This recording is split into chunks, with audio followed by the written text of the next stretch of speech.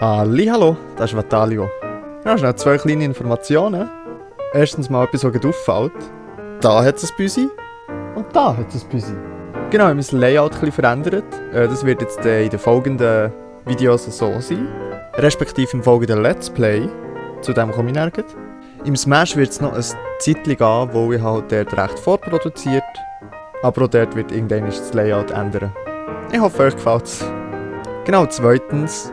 Wir haben jetzt das Let's Play Shadow of the Colossus auf Schweizerdeutsch abgeschlossen. Es war ein sehr cooles Spiel gewesen, muss ich sagen.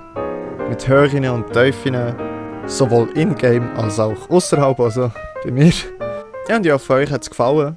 Und ich möchte mich einfach an dieser Stelle nochmal recht herzlich bedanken, für dass ihr habt mitgeschaut und zugeschaut und mit mir seid den Weg gegangen, um all die 16 Kolossen zu besiegen. Das Let's Play, das in 3 Tagen starten wird, ist ein Spiel, das ich schon mal gespielt habe, aber das ist schon recht lang her.